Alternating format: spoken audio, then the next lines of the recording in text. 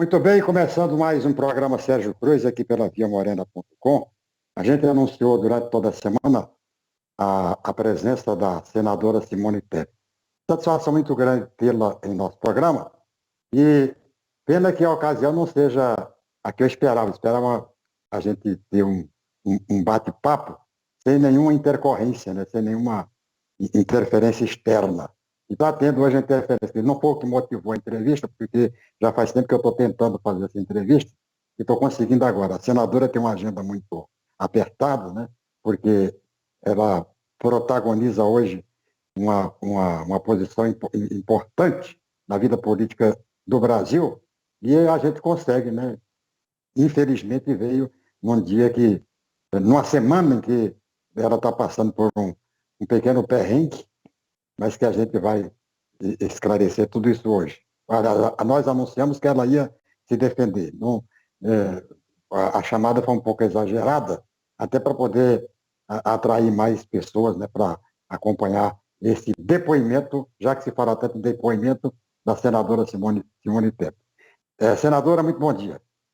Bom dia, Sérgio Cruz. É um prazer muito grande, apesar da distância, poder estar falando com você, com todos aqueles que estão nos acompanhando através do seu programa Sérgio Cruz pela viamorena.com.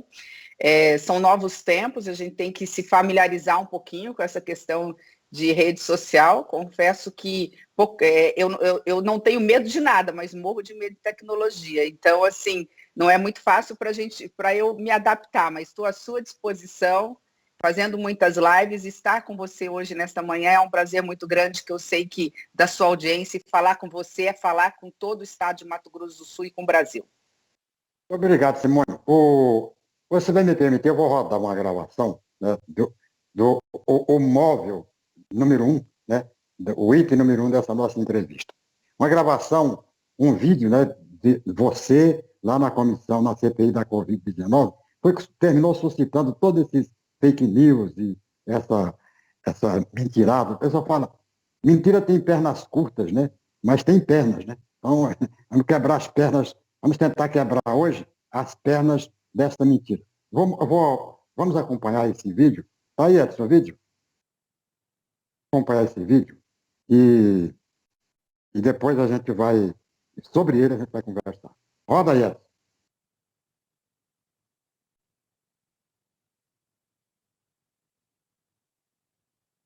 Então é com esse espírito, senhor presidente, que a bancada feminina se apresenta neste momento. Está aqui a senadora Elisiane, a senadora Soraya, a senadora Leila, senadoras as demais estão no modo virtual na defesa da vida. Não nos move, repito, nenhum outro sentimento, senhor presidente. Por isso é que nós queremos, independentemente do escopo, do objeto desta CPI, que foi apresentado aqui na questão de ordem pela senadora Girão, apenas para finalizar, colocar um ponto que entendemos muito claro. O despacho do presidente Pacheco, quando anexou o requerimento do senador Girão, ele foi taxativo e não poderia ser diferente, à luz já do que já decidiu o Supremo Tribunal Federal e a própria Constituição Federal. Ele deixou muito claro aqui que a fiscalização dos recursos da União serão feitas independentemente de ser responsabilidade do governo federal ou dos demais entes. Mas, repito, excluiu as matérias de competência constitucional atribuídas aos estados, Distrito Federal e municípios na forma do regimento. O que diz isso, o que diz a Constituição, o que diz o Supremo Tribunal Federal? Por isso que eu entendo, senhor presidente, que essa discussão é infrutífera. Basta apresentar os requerimentos e o plenário, vossas excelências, vão deliberar. Não é porque o recurso é federal e foi repassado para estados e houve malversação do dinheiro público que ele pode ou deve ser investigado por essa comissão. Isso é uma atribuição, uma decisão, obviamente, colegiada do plenário. Mas, única e exclusivamente, de acordo com a Constituição, se os recursos federais, quando repassados e mal utilizados, tiverem, de alguma forma, a autoridade federal envolvida. Mas essa é uma questão que vai ser decidida pelos membros dessa comissão. Da minha parte, eu só quero desejar a todos muita sabedoria, que Deus possa iluminar o relatório. Aí, o gabinete do ódio editou o vídeo, né? Quer dizer, o vídeo está claro, não tem nada, né, que possa desmerecer, que possa desqualificar a atuação, que possa colocar a senadora num determinado lado nessa discussão de governadores, prefeitos, presidente da República. Agora, os editores, né, o pessoal do Fake News, cortou um pedacinho do vídeo e colocou, né, o texto nas mídias. O discurso eles não colocaram apenas um texto, cortando a palavra desta comissão. Aliás, as palavras desta comissão. Ficou como se a senadora estivesse advogando, né, os eventuais descaminhos dos recursos federais para os estados. Senadora, como é que aconteceu tudo? A senhora esperava que o pessoal fosse usar essa maldade, né? Aliás, muito mal feita a edição, para te prejudicar? Sérgio, é sinal que a gente está, de alguma forma, incomodando, que tem alguma coisa errada no reino do Brasil, né? Aliás, um país que dessa grandeza, com um sistema de plano nacional de vacinação, que é referência no mundo, não está conseguindo vacinar, contenta a nossa população na maior tragédia sanitária da história do Brasil, é porque realmente tem alguma coisa errada. E não é à toa que existe uma CPI. Essa CPI, é importante dizer, é a Comissão Parlamentar de Inquérito. As pessoas falam que normalmente, Sérgio, ela sempre acabam em pizza, porque as pessoas às vezes confundem o que é uma CPI. A CPI vai investigar, vai fazer um grande relatório denunciando tudo que encontrar pela frente. Não interessa se é de mamanda caducando, não interessa se é do ministro da Saúde, do secretário municipal, do secretário estadual. Termos da proposta da CPI. Nós, pela Constituição, Sérgio, nós temos limites, nós podemos muito como senadores, mas não podemos tudo. Existe uma coisa que é elementar numa democracia, numa república, é respeitar a competência e as atribuições dos estados e dos municípios, das assembleias legislativas e das câmaras de vereadores. Então, o que esse vídeo mostra é exatamente eu, que sou professora, não poderia ir para uma CPI para mentir, para enganar as pessoas, e disse ali claramente, nós ali estamos para investigar recursos federais desviados, ou qualquer omissão que tenha sido feita, omissão que significa negligência, imprudência, imperícia, por parte do Ministério da Saúde, de quem quer que seja. Agora, se encontrarmos alguma coisa em relação a um governador, em relação a algum vereador, que não esteja no escopo da CPI, a responsabilidade para apurar é da Câmara de Vereadores da Assembleia Legislativa. Então, se você perguntar, esperava ser edição mal feita? A resposta é não. Isso me incomoda? Não, Sérgio. Se é uma coisa na minha vida que eu tenho orgulho, tenho muitos defeitos, muitos, mas eu tenho coragem. Quando eu fui para a vida pública, eu sabia, nesses tempos, inclusive de polarização, de ódio, né, que me estranha muito, um país tão cristão como o nosso, né, a gente já vai preparada para qualquer situação. Então, não me incomoda isso. O que me incomoda apenas é a população brasileira ainda não estar preparada para entender essas fake news. A gente vai ter que trabalhar muito. Eu recebo fake news e não sei se é fake news. Então, a gente vai ter que trabalhar muito para a gente poder saber conviver melhor com as redes sociais, saber conviver melhor com esses tempos de tecnologia.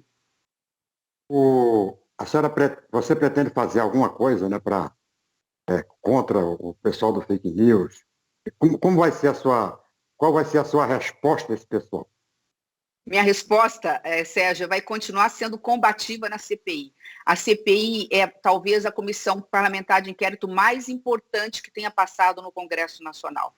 Nós estamos vivendo num dos momentos mais trágicos da nossa história. Nós estamos sabendo, como anteontem eu soube de uma mãe que foi entubada, teve que tirar o seu neném prematuramente, e infelizmente ontem, foi antes de ontem entubada e ontem veio a óbito. Nós estamos falando de filhos que estão nascendo órfãos de mãe ou de pai. Nós estamos falando de pais ou mães que estão perdendo agora já seus jovens, porque jovens começaram a morrer por conta dessa pandemia. Eu não posso ter medo de processo eleitoral, de voto, de o que as pessoas estão dizendo num momento como este. Quem estiver pensando em 2022 não merece o cargo que tem, não merece sequer estar sentado numa cadeira no Congresso Nacional. É desumano o que nós estamos vivenciando. Há 20 dias atrás, eu estava implorando para o Ministério da Saúde, para o ministro da Saúde, numa live como essa, numa conversa que o ministro nos atendeu, implorando por kit intubação, sedação para colocar no hospital regional e colocar no hospital de Dourados e de Três Lagoas, porque estava faltando sedação para aliviar a dor de quem precisa ser intubado para poder ter o direito, pelo menos mínimo, a esperança de sobreviver em relação a essa pandemia. Eu não tenho por que fazer nada, eu tenho que continuar fazendo o meu trabalho, quem tem que pôr a mão na consciência são essas pessoas que, infelizmente, se valem do anonimato da internet para fazer no anonimato aquilo que não tem coragem de fazer no dia a dia, né? Que façam presencialmente, que tenham a coragem de tete a tete, né? Olho no olho, tenham a coragem de dizer aquilo que pensam e mentir, né? Olhando no olho das pessoas. Isso é calúnia, isso é difamação, isso é injúria, isso é crime. E não é à toa, Sérgio, que passa no Congresso Nacional uma discussão muito grande sobre essa questão da fake news. Como nós vamos combater essa fake news? Porque o problema não é em relação a mim ou à classe política. Você, Sérgio, foi uma das pessoas, um dos parlamentares mais corajosos que eu conheci em Mato Grosso do Sul. Eu ainda era mocinha, você também era novo, mas um pouco mais velho que eu. Você foi colega do meu pai. Você tinha coragem de enfrentar poderosos. Você tinha coragem de falar o que pensava. Não interessa, é a sua missão, era a sua obrigação. E eu me espelho muito também na coragem de pessoas como você, como meu pai. A gente precisa, acho que o Brasil está sedento de pessoas que trabalham de forma correta e que tenham coragem. Eu enfrentei Renan Calheiros, eu enfrentei minha bancada, eu enfrentei o maior partido do Brasil, que foi o meu, na disputa lá há 2 anos atrás, 3 anos para a presidência do Senado. Quantos embates eu tive? Não vai ser agora que eu vou me ajoelhar, não. A gente tem uma grande responsabilidade. E é tão interessante, Sérgio, você falou que mentira tem perna curta, né? E tem mesmo, porque, veja, tudo que eu teria que fazer se não fosse honesta é dizer o contrário. Nós aqui temos que pôr na cadeia governador, temos que pôr na cadeia prefeito, chamar Ibope, né? Ou falar, temos que investigar governadores. Por quê? Porque aqui em Mato Grosso do Sul, talvez o meu adversário para o Senado seja o atual governador, que, aliás, eu me dou muito bem com ele, né? Não tenho problema, apesar de sermos adversários. Mas não, eu não posso dizer isso, porque eu não tenho essa atribuição de investigar toda a gestão do atual governador. Quem tem é a Assembleia Legislativa, é ela que tem que fazer. Agora, se realmente, Sérgio, tiver recurso federal que foi para algum estado, tendo uma conexão com o Ministério da Saúde, né, de negligência, imprudência, imperícia, desvio de dinheiro, malversação do dinheiro público, aí sim, numa conexão à CPI, como está fazendo no Amazonas, e tem que fazer, nós vamos ouvir o secretário estadual de saúde, nós vamos ouvir o secretário municipal de saúde, aí sim é nossa atribuição dentro da CPI. Mas nós não temos condições de investigar todo o país. Por isso que a Constituição coloca algumas atribuições são das Assembleias Legislativas e outras atribuições das câmaras de vereadores. Senadora, como é que você está vendo aí a atuação da CPI da Covid até agora? Nós tivemos dois adversários, um adversário do presidente da República, o Mandetta, mas tivemos dois, né? Dois que não são adversários do presidente da República. Tivemos o Queiroga, o ministro Queiroga, e ontem teve um depoimento extremamente revelador, né? Qual é a sua visão, qual é a sua análise até agora do desenvolvimento da CPI? Olha, Sérgio, por incrível que pareça, eu achei ontem a oitiva muito bem feita, não só pelo relator, como pelos senadores, e muito bem respondida pelo presidente da Anvisa, o melhor depoimento no sentido de ser o depoimento onde nós conseguimos apurar, levantar os melhores elementos. Acho que o depoimento ontem do presidente da Anvisa foi devastador para o governo federal, porque é um técnico, amigo do presidente da República, dizendo claramente a cloroquina não tem estudo científico que comprove a sua eficácia. Eu não recomendo, eu não tomei. Vacina no braço é a única coisa que salva a população brasileira dessa pandemia, desse vírus mortal, invisível e que realmente mata e não escolhe agora se você tem idade ou se você tem menos idade. Então, tudo que foi colocado ali foi colocado por um técnico que não é adversário do governo, que foi indicado pelo presidente da República, inclusive, né? Vem das Forças Armadas, portanto, tem da Marinha, tem toda uma credibilidade, tem toda uma história, um histórico por trás. Então, eu achei que assim, a fala dele foi muito clara em relação às ações ou mesmo omissões do governo federal. A fala do ministro Mandetta foi muito boa, mas nós sabemos que, como é um pré-candidato à presidência da República, muitos acabam dizendo assim, mas ele é tendencioso. Não foi, não acho que foi. Mas há sempre as narrativas políticas, né? E o ministro da Saúde, o atual, infelizmente, por mais que nós tenhamos questionado, ele se esquivou de dar respostas. O ministro Taixe também foi muito feliz, eu acho que foi o segundo melhor depoimento, no sentido de que alguma coisa foi feita de muito errado ou deixou de fazer. Porque, Sérgio, a gente conhece o Sistema Único de Saúde, ele tem muitas falhas, o SUS. Mas se é algo que o Brasil tem que se orgulhar, é de algumas coisas relacionadas à saúde pública. Entre elas, é o Plano Nacional de Imunização e essa prevenção de algumas doenças. O estado do Amazonas, o que aconteceu no Amazonas e que pode ainda acontecer em algum estado do Brasil, o que aconteceu lá foi puro descaso, foi pura omissão. Agora a gente tem que saber de quem. Foi do governo federal? Foi do governo estadual? Foi do governo municipal? Foi de todos? Essa investigação vai ter que ser feita. E aí, o relatório vai ser entregue, esse bastão vai ser entregue depois para o Ministério Público, para o Poder Judiciário, que é quem tem a responsabilidade aí, a atribuição constitucional de julgar e condenar ou não quem quer que seja. Senadora, as pessoas, é costume aí no Congresso Nacional, as pessoas dizerem o seguinte: CPI, a gente sabe como vai começar, mas não sabe como vai terminar. A senhora não acha que essa CPI está começando pelo fim? Você foi muito feliz, Sérgio. Você tem toda a razão, porque assim, essa CPI tem algumas características muito interessantes, né? A CPI é sobre fatos do passado. Normalmente é o que aconteceu. Então, ponto 1 de diferente. Essa CPI não é só sobre fatos passados, é sobre fatos continuados, porque continuam, né? Os possíveis erros, continuam sendo cometidos, seja por quem for, nós vamos investigar. Ponto 2, ela começa pelo final, você tem razão, por N razões, por N fatos. Um deles é porque fez o governo federal tirar o pé do chão. Fez o ministro Pazuello cair, ele caiu antes, quando anunciaram que ia abrir CPI, ele caiu, né? E colocaram alguém melhor que ele.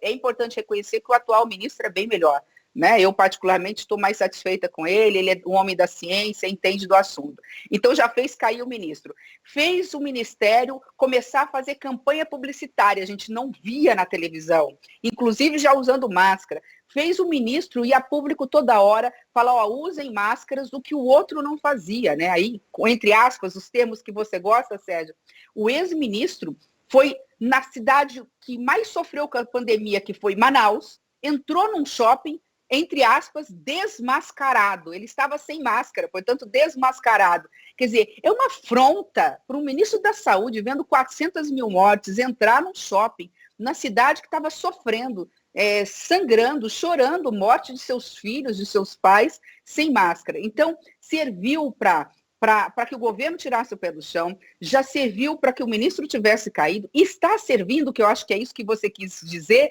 né, já está servindo para, antes do relatório, escancarar realmente os pontos e as omissões. Quer dizer, as pessoas já vão com a imprensa já tendo feito o dever de casa. A imprensa já investiga, já coloca na mídia os fatos determinados da CPI, aí a gente só chega lá e faz as perguntas para arrematar o relatório. Senadora, foi decisiva a sua participação no pleito, né, para a participação das mulheres na CPI. De certa forma, terminou abrindo um espaço, né, que as mulheres têm uma participação, apesar da liderança situacionista, protestar, contestar e tal. Você tem tido um trabalho muito ligado, né, muito antenado e dirigido à defesa das mulheres no Senado.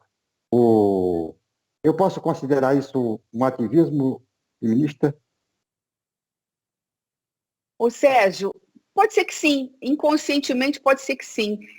Veja, não tem como ser diferente. Assim, eu me dei conta muito tarde na minha vida, eu confesso. Minha filha é muito mais feminista do que eu nesse aspecto. Eu nem me vejo tão feminista. Eu tenho dificuldade, por exemplo, em aceitar a legalização do aborto, né? A não ser nos casos da Constituição, obviamente. Então, já não posso me considerar uma feminista. Eu sou até as pessoas não gostam que a gente diz isso, mas eu falo por conta até da minha religião. Não pode misturar, mas é o que eu sou. Né? Então, mas eu demorei muito para perceber a importância do meu papel no que se refere ao empoderamento da mulher. E quando eu falo do empoderamento da mulher, Sérgio, eu não estou falando da mulher na política, eu estou falando da mulher como uma trabalhadora comum, como qualquer outro, né? No chão da fábrica, no comércio, como professora, como técnica de enfermagem, como médica, como empresária. Tudo para nós ainda é mais difícil. Então, eu fui a primeira em muita coisa, e depois eu me dei conta que a injustiça disso, eu não falo com orgulho disso.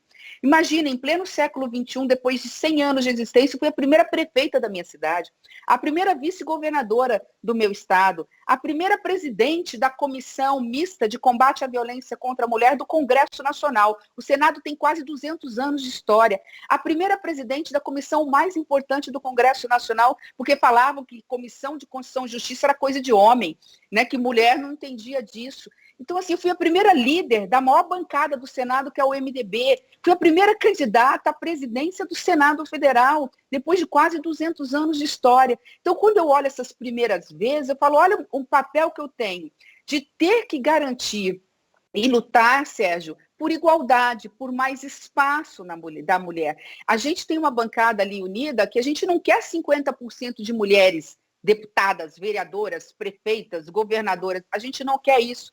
A gente quer lutar para estar na média do mundo. Qual é a média do mundo? A média do mundo é que tenhamos pelo menos 30% de mulheres no legislativo, nas câmaras, nas assembleias, no Congresso Nacional. Então, assim, acho que não tem como fugir disso e tenho muito orgulho dessa luta. Agora, recentemente, talvez seja o maior projeto da bancada feminina, talvez o maior projeto para as mulheres que o meu mandato pode dar.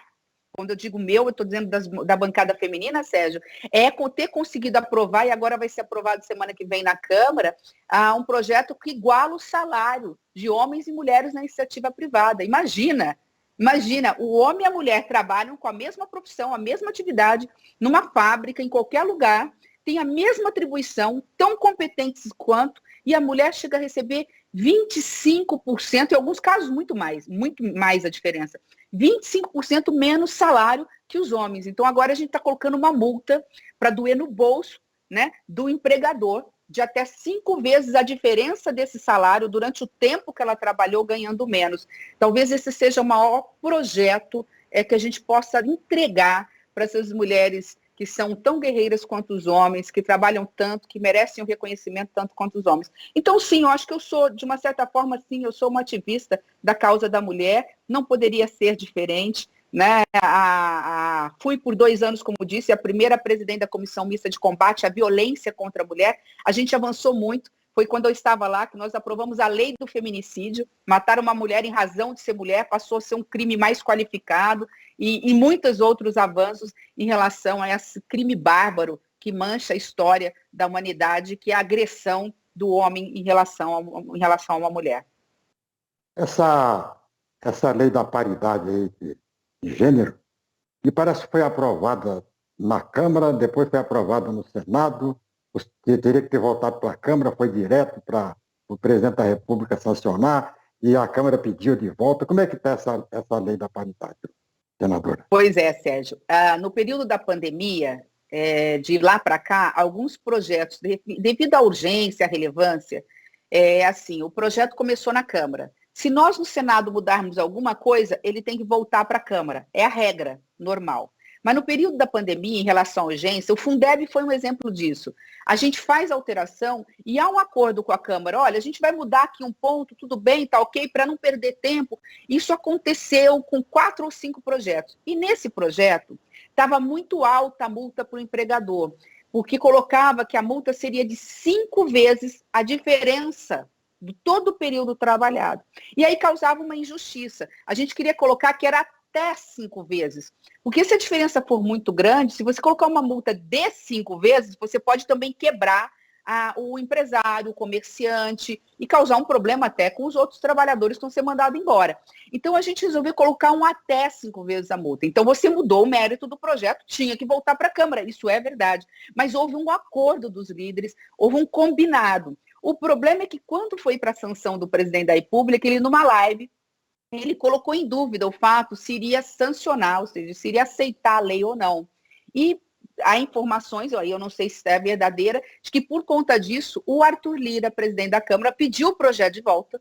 Falou, não, me dá aqui então, não sei se para ganhar tempo ou para consertar, né? Ele fala que é para consertar, eu quero acreditar que seja isso mesmo, que nós vamos aprovar aqui. Aí entrou a bancada feminina da Câmara, falou, não, deixa conosco, nós vamos votar.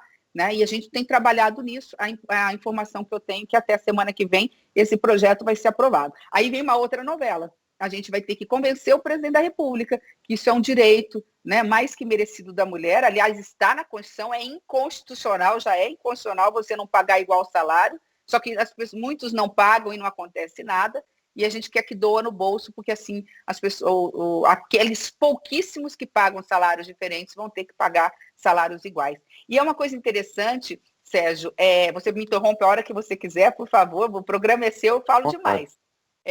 Mas é muito interessante, Sérgio, porque assim, tem estudos provando que você muda o país, a economia do país, quando você paga salários iguais. Você redistribui melhor a renda e você faz com que o consumo cresça assustadoramente, porque esses 25, 30, 35% a mais que a mulher vai receber, a mais não, porque é o direito dela, mas que entra no orçamento da família, ele é gasto imediatamente. Ele não vai para a poupança, ele não fica parado, ele não fica para comprar supérfluos. Ele vai para o supermercado, ele vai para a loja contrata mais funcionários. São bilhões por ano que você injeta na economia, arrecada imposto, você contrata mais gente, então você tem um círculo, né, um ciclo virtuoso quando você paga salários iguais para homens e mulheres. Então, até para a economia, num momento de recessão como esse, de desemprego como esse projeto é fundamental. Senadora, falar um pouquinho do MDB. Quer dizer, mostrar divergências ideológicas e comportamentais, né, disciplina partidária dentro do MDB, não é novidade nenhuma, até porque todos os partidos sofrem o mesmo mal do MDB. Cada partido tem suas alas, uma não termina não se entendendo com a outra. Nós temos, por exemplo, no MDB, o líder do governo no Senado é do MDB, o relator da CPI da Covid-19, que é da oposição. Então, fica uma confusão danada. Como é que está o MDB em nível nacional? A senhora acredita que o MDB sobrevive como está? Sérgio, eu fui há dois anos atrás, eu fui chamada pelo MDB do Sul, capitaneado pelo meu queridíssimo e ainda um dos poucos ídolos que eu tenho, talvez o único ídolo que eu tenho ainda na política, vivo, que é o senador Pedro Simon. O senador Pedro Simon, ex-senador da República, junto com alguns, me pediram para ser candidata à presidência nacional do partido.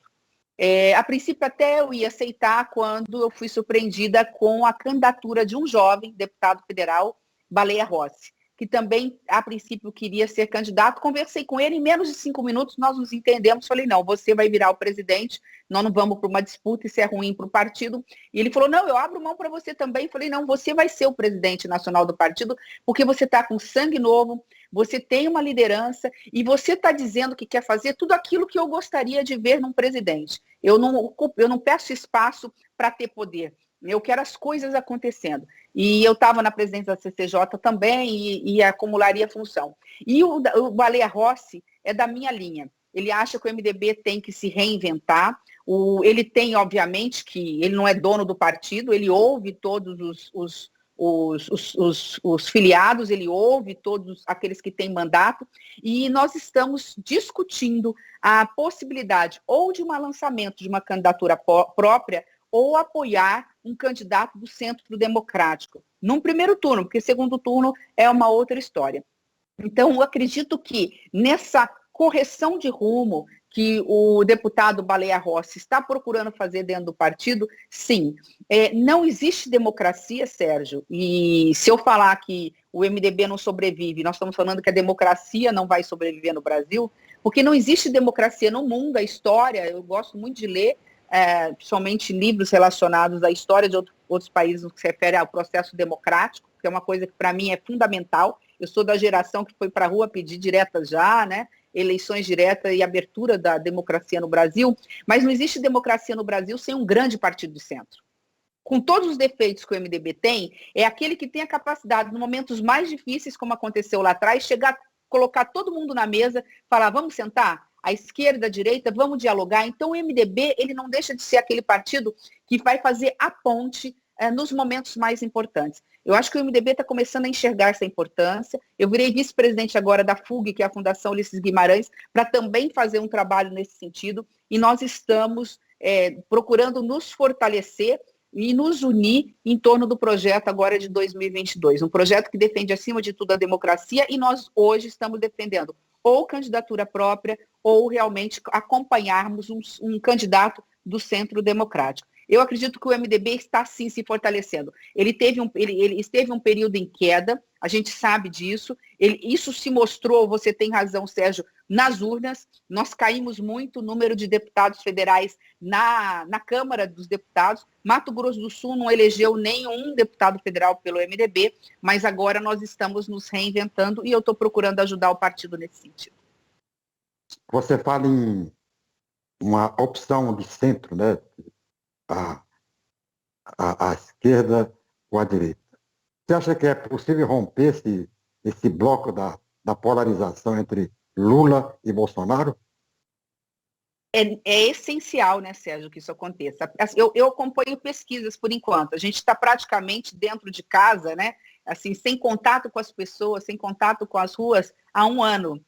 A política muda muito, é muito dinâmica. Antes a gente ia em reuniões, a gente encontrava as pessoas na rua, a gente visitava um bairro, ia no interior, ia mesmo em Brasília, conversava com parlamentares de outros estados, do Nordeste, que é tão longe daqui, do Sul do país, do Norte, e a gente tinha um panorama mais claro. Hoje a gente se pauta por pesquisas. Pesquisas nacionais mostram que, embora o Brasil esteja polarizado, é muito interessante que na mesma proporção você tem 20%, mais ou menos, né, que estão fechados com o atual presidente, e mais ou menos 20% que estão, literalmente, não estou dizendo que votam ou não votam, mas que estão fechados, na alegria ou na tristeza, com o ex-presidente. Então, você tem uns 60% ali que, ou alguns estão com Bolsonaro, outros com Lula, mas que podem migrar, né? Então, e no meio, no recheio disso, eleitores que não estão satisfeitos com outro e que buscam alternativas. E o Centro Democrático está de olho nisso. Os partidos têm conversado, é natural agora um monte de candidato, é natural, todo mundo quer ser candidato, né? Mas eu acho que isso vai afunilar em 2 nomes, no máximo 3 nomes. E aí é tentar fazer com que um desses nomes vá no segundo turno, que a gente não sabe se seria com o atual presidente, com esse presidente. Hoje a tendência, a meu ver, é um segundo turno com o atual presidente da República. Simone, e Mato Grosso do Sul? Como é que está Mato Grosso do Sul? Você vai passar por um novo teste agora em 2022. Não vai ser um teste fácil. Aliás, nunca foi fácil, né? Sempre foi cheio de muitas dificuldades e tal, mas você terminou vencendo. Qual é a sua previsão para 2022, você provavelmente candidata à reeleição e tendo que enfrentar o Azambuja e outros candidatos fortes, né, nessa eleição? Como é que vai ser você e o MDB? Bom, Sérgio, eu posso falar por mim e pelo MDB eu vou pedir para que depois você possa convidar o Júnior Mock para para poder falar oficialmente. Então, eu vou falar do meu sentimento como uma afiliada, né, fazendo parte da executiva do partido. Eu entendo que o MDB tem condições de ter candidatura própria, não vejo dificuldade nenhuma nesse processo. Se eu puder escolher dentro do partido, eu sou candidata à reeleição ao Senado Federal, não descarto a possibilidade de ser a candidata pelo governo, ao governo do MDB. Hoje nós temos uma prioridade, hoje aquele que tem mais condições eleitorais e está disposto a isso, a ser candidato, é o ex-governador André Putinelli, mas se porventura ele não for e o MDB achar que tem que ser o meu nome, a gente vai conversar sobre isso. Se eu puder optar, eu sou candidata ao Senado. Agora, Sérgio, se há algo que me ensinou a vida política, e essa eleição que eu fui para o embate sozinha, contra tudo e contra todos, dos 15 senadores do MDB, só 4 votaram em mim, senão eu bateria na trave para a eleição para presidente do Senado. Muitos me abandonaram porque o meu partido me abandonou primeiro, né, ali na disputa nessa última contra o Rodrigo Pacheco. Quando eu falo contra tudo e contra todos, porque eu alertava lá atrás o que hoje está estampado no Estadão, né, esse orçamento secreto, tratoraço aí, onde se colocou recursos de emendas de 3 bilhões de reais para suspeita, então está se discutindo isso, né, falando até que teve envolvimento de emendas para a eleição, para conseguir eleger o presidente da Câmara e do Senado, que era o nosso adversário. Então, se é uma coisa que a vida no dia a dia me ensinou, né, principalmente ter sido prefeita de Três Lagoas, que é uma missão muito difícil, muito nobre e muito difícil, mas que essa eleição onde eu perdi me ensinou, Sérgio, é que a gente não tem que ter medo de derrotas. A gente só tem que ter medo de não tentar fazer aquilo que a gente acredita.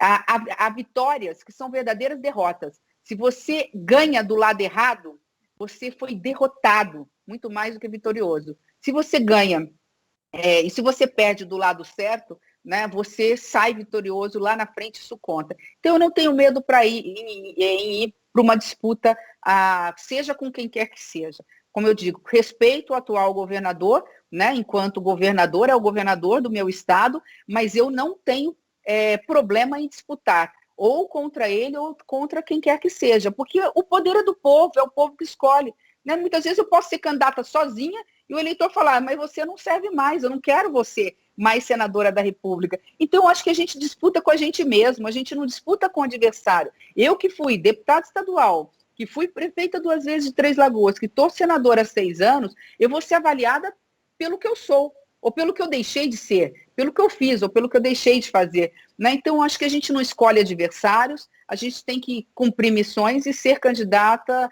a um cargo que toca o coração da gente. Então, assim, estou pronta para uma missão dentro do partido, se o partido também entender que é dessa forma, senão, obviamente, que o meu caminho teria que ser sair do partido, eu não acredito que seja isso, e vamos para a disputa em 2022. Mas agora é a hora de salvar vidas, agora é a hora da gente tentar, Sérgio, sair o mais rápido possível dessa crise sanitária que está levando 14 milhões de pessoas para a miserabilidade. Miserabilidade é até um número que está indo, um pouco menor ainda, mas para a linha da pobreza, e a gente está começando a sentir isso na parte na mesa do nosso trabalhador. Nossas crianças ficando sem uma alimentação adequada, muito tempo longe da escola, regredindo na parte da educação, que é uma coisa muito séria. Então, até setembro, eu acredito que vamos estar na normalidade, aí a gente volta a falar de política eleitoral. Até lá, a senhora está... Só para eu entender, senador, de que a sua preferência é ser candidata à reeleição, mas se o partido convocar, você aceitaria ser candidato ao governo do Estado, é isso? Eu entendi? Eu acho que a gente vai ter que conversar, né, Sérgio? Conversar com o partido, em que sentido é essa candidatura, né? É uma candidatura para valer, vão estar todos envolvidos, isso tudo a gente vai colocar. Como eu não vislumbro essa possibilidade ainda, porque o MDB tem candidato, a princípio, já tem no ex-governador André Putinelli o seu candidato, que é o meu candidato, né, pré-candidato, a gente tem que falar em pré-candidatura, não estou analisando essa situação. Agora sim, eu vou, com muita honestidade, como sempre fiz, e transparência, estar conversando com o partido nesse apoio. Querem, não querem, ninguém pode impor uma candidatura. Se não quer, né, e obviamente que o meu caminho seria, repito, não acredito que vai acontecer, sair do partido, porque eu concorro a um cargo majoritário. Repito, né? O poder vem do povo, é o eleitor que vai dizer, mas eu quero essa chance de concorrer a um cargo majoritário, de preferência a vaga do Senado Federal. A senhora, eu ia encerrar a entrevista agora, mas você falou de um assunto aí que eu não estou dominando esse assunto, até porque é um assunto muito novo, né? A questão do tratoraço. Você acha que é possível ter havido ou está havendo um tratoraço? Bom, aconteceu algo muito estranho nessa votação do orçamento esse ano. E eu havia avisado isso lá no finalzinho do ano, início desse ano, aí no processo de eleição. Foi se colocado um recurso bilionário, quando eu digo na mão, no bom sentido, porque é uma pessoa honestíssima, eu conheço, senador Márcio Bittar, meu amigo, inclusive, já morou aqui em Mato Grosso do Sul. Mas mão no seguinte sentido, o relator, seja ele qual for, dessa vez era o senador Márcio, tem direito a colocar um valor como emenda de relator. Essa emenda de relator não é do relator, porque ela é bilionária, mas permitiria aos senadores e deputados indicarem emendas para os seus estados, o que é totalmente legítimo. Emendas orçamentárias e extra-orçamentárias. Quanto mais dinheiro a gente arrancar do governo federal para colocar em Mato Grosso do Sul, a gente vai fazer. O ano passado eu consegui 30 milhões a mais para socorrer os hospitais. Colocamos 5 milhões em cada hospital regional para a Covid-19.